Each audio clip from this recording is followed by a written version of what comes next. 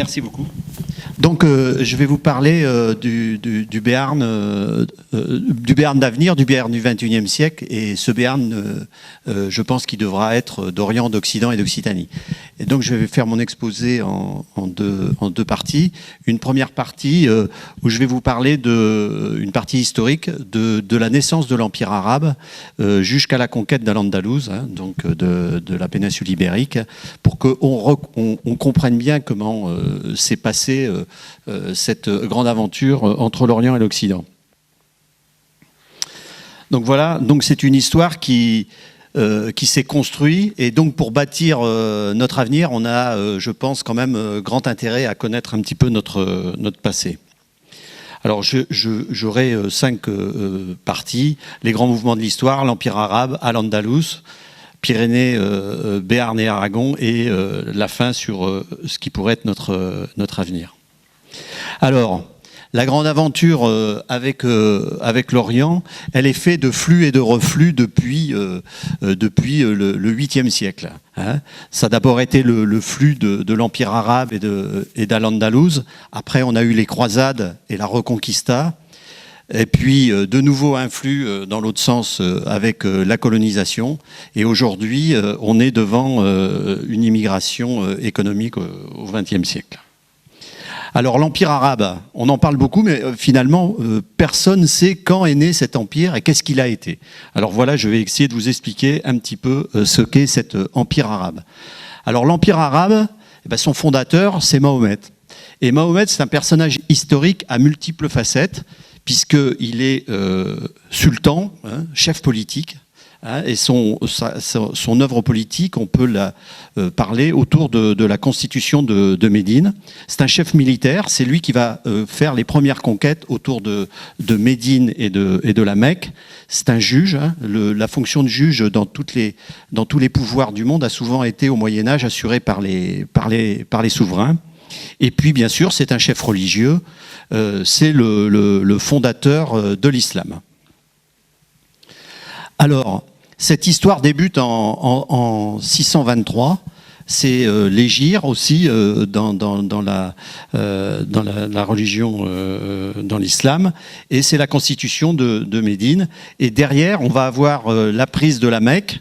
Et tout de suite après, le prophète va mourir en 632, mais ses successeurs vont avoir une expansion militaire très, très, très grande et très vaste, puisque cet empire, en 90 ans, il va s'étendre des rives du Gange jusque chez nous, aux Pyrénées. Hein, et cette conquête va se faire très rapidement, puisque les 4 premiers califes vont conquérir toute cette partie-là, hein, et puis les Omeyyades vont conquérir le reste. Donc voilà, on a un empire qui va se construire en 90 ans. Hein, donc c'est très très rapide. Donc ils ont été construits en particulier par les 4 premiers califes, les bien dirigés, hein, qui vont bâtir les bases de cet empire arabe. Et puis on va avoir aussi le 4e calife. Il est très important parce que c'est Ali, le neveu de Mahomet. Et il va être assassiné, son fils aussi, à Koufa et Karbala. Et c'est là qu'on va assister à la naissance des 2 branches de l'islam, les sunnites et les chiites. Alors la première grande dynastie arabe, ce sont les Omeyyades, et ils vont prendre comme capitale Damas.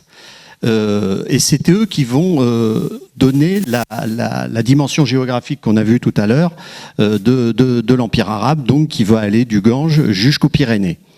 Et l'expansion militaire du monde arabe, enfin des conquérants arabes, va prendre fin en 721 à la bataille de Toulouse. On en reparlera donc dans notre région. Et c'est donc eux qui vont commencer à construire l'administration de l'Empire, qui vont commencer l'arabisation de l'Empire. Donc ça, Toufik pourra vous expliquer avec la calligraphie comment c'est construit à travers l'écriture, cette arabisation et cette progression. On organise l'armée, et puis on a les premiers projets architecturaux, la grande mosquée de Damas, le dôme du Rocher et les premiers palais. L'Empire atteint son zénith, si je puis dire, avec Haroun al-Rachid, la deuxième dynastie, les Abbassides, qui vont occuper, Bagdad, puisque ça sera leur grande capitale, et qui vont donc régner entre 750 et 1258. Et c'est très important parce que c'est eux qui vont assurer le grand rayonnement culturel de la science et de la philosophie arabe. Et puis, c'est à partir de 800, donc à partir de Haroun al-Rachid, que va s'amorcer le déclin de l'Empire arabe qui va commencer à se morceler. Et puis, l'Empire arabe disparaît en 1258 par la prise de Bagdad par les Mongols. Et à cet empire arabe va se substituer un autre empire, qui est l'Empire ottoman, qui est aussi un empire musulman, mais ce ne sont plus des Arabes, mais des Turcs. Donc c'est très important de voir ce passage entre l'Empire arabe et l'Empire ottoman. C'est la même religion, c'est en grande partie le même espace, mais ce n'est pas le même peuple qui assure la domination et le gouvernement politique. Alors, il y a une grande année charnière, c'est l'année 800, parce que là, on a en Occident le grand empire carolingien de Charlemagne, Puis on a donc Haroun al-Rachid, et il y a des relations bien sûr politiques et des ambassades et qui sont échangées entre ces deux plus grandes puissances mondiales de l'époque. Il y a même Haroun al-Rachid qui offre un éléphant à Charlemagne, et donc on envoie un éléphant à Aix-la-Chapelle. Et donc c'est très important aussi parce que c'est aussi à cette époque-là que se crée la marche d'Espagne, qui va être en fait la Catalogne. Apparaissent au Maroc les Idrissides et la création de Fès, donc c'est très important aussi de cette période-là. C'est aussi la création de la mosquée de Kairouan, et puis c'est la stabilisation de l'Andalouse, on va en reparler, et pendant 250 ans, on va avoir une période de paix entre le monde oriental et le monde occidental, et là on va avoir un rôle très important pour l'Occitanie, on en reparlera, et pour le Béarn, parce qu'on va être à la jonction de ces deux mondes et on va assurer la transition et le transfert des idées et des marchandises entre ces deux mondes.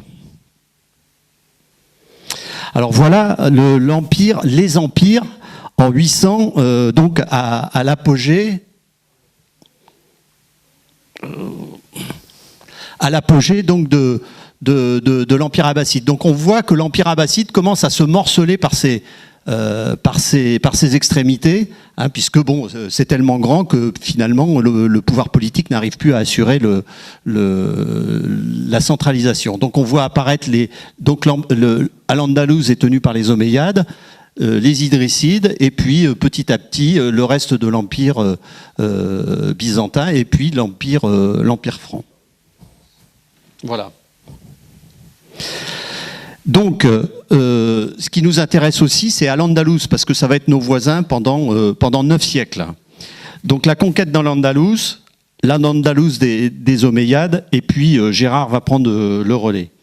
Alors, Al-Andalouse, ce qui est très important de savoir, c'est que la conquête est assurée par un chef berbère qui s'appelle Tariq Ziyad, et qui est un chef berbère qui est à la tête de 7000 cavaliers.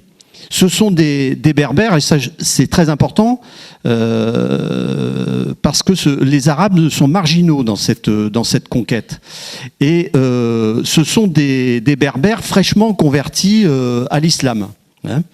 Et donc ils traversent le détroit de Gibraltar, et ils battent le roi des Visigoths, et donc ils s'emparent d'Al-Andalouse en 2-3 ans.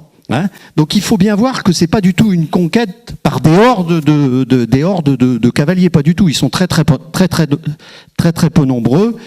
Ils savent pas et ils n'ont pas la technique de siège, et donc les villes, ils ne les prennent pas d'assaut, ils les prennent par la négociation.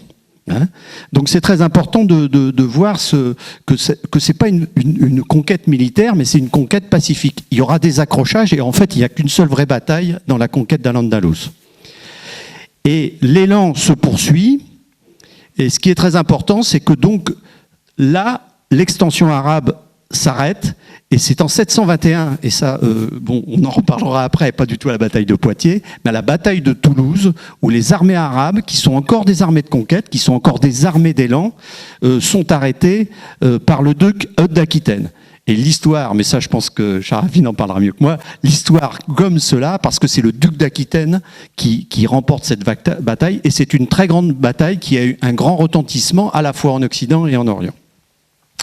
Ensuite, le premier temps d'Al-Andalus est marqué immédiatement par un conflit entre les Berbères et les Arabes. C'est très important parce que ce sont les Berbères qui ont assuré la conquête d'Al-Andalus, mais ce sont les Arabes qui assurent le pouvoir politique. Et donc il y a des conflits qui naissent immédiatement dans Al-Andalus, et ce sont les Arabes qui gagnent cette guerre civile.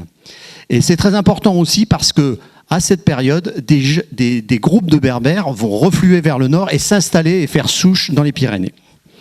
Et donc, le dernier des Omeyyades s'empare d'Al-Andalus en 756 et apparaît la dynastie des Omeyyades. Et je passe la parole à mon ami Gérard. Donc voilà.